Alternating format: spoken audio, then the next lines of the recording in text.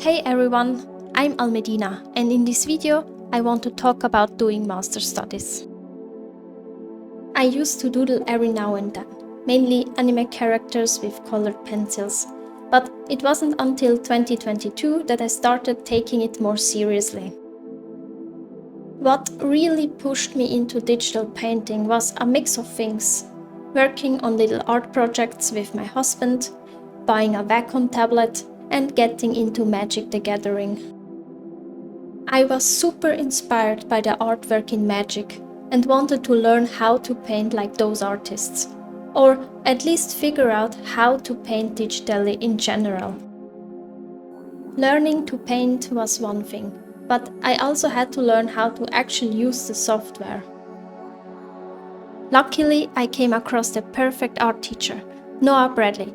His approach was exactly what I needed. Instead of step-by-step tutorials for painting things, he focused on the fundamentals, which still helped me build a solid foundation.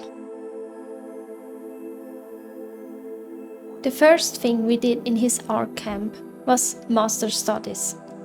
And honestly, doing those made me realize, hey, I can actually do this. So, master studies were my first real steps into the world of art. In the process of doing a master study, the key is to see, think and try while painting, to understand the artist and their decisions. We don't know what was going through the artist's mind at the time they painted a piece, but we can look at the painting and try to study and imitate what fascinates us about it. Maybe it's the colors, the brushwork, the composition, the mood, it can be anything. There are a bunch of ways to do master studies. In this video, I'm doing a full color one. That means I'm trying to figure out the colors on my own, without using the color picker to just grab them from the image. The whole point is to understand how colors work and to develop the ability to bring the color that I see onto the page. I really love the colors in this piece. These reddish-brown rocks in the background, this tree with its glowing orange and that greenish-blue touch in the sky and on the ground. It all just comes together so nicely. One cool thing I noticed is that those bluish-looking spots on the rocks are actually a super desaturated red, almost grey, but next to the red, they totally read as blue. That was so cool to find out. I chose this painting not only because of the colors, it's also the way that bright tree stands out against the dark background. This tree looks so romantic, with its soft transitions and delicate brush strokes. The brushwork in general, especially on the ground, appears very fluid and smooth. I also really like those little loose leaves in and around the tree. The composition is super cool. It totally catches your eye, even from far away. So, because there are a lot of things I like and want to learn from this painting, I kept studying it until I was satisfied. This is the way of a full-color master study.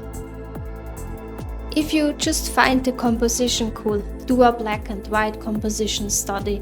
If you like the colors, do only a color study. Do you want to learn how to paint a tree like this person did? Then just study the tree. It's always about learning and doing a bunch of studies. A master doesn't have to be someone from the past. You can totally study the work of contemporary painters too. Just make sure to be respectful and not present it as your own work. It should clearly be a study. It's totally fine to share it with others, but it's always a good idea to credit the original artist. Speaking of which, let me introduce you to the artist behind this painting, Ralph Lauv. He was born in 1907 and died at the age of 85. Ralph Lauv is best known for his Southern California landscape paintings and views from the Grand Canyon and Monument Valley. Love was born in Los Angeles and lived in Southern California his entire life. At a young age, he decided to become a painter, but was self-taught except for 2 years of informal instruction. He developed his skill through reading art books and through constant practice. Exactly what I am doing now. Knowing this suddenly connected me to him. He wanted to eventually develop a polished, realistic style reminiscent of Thomas Moran. Thomas Moran's paintings are also really awesome, and one of his pieces was my first master study. So, for now, please enjoy the rest of the video. Bye, and until next time.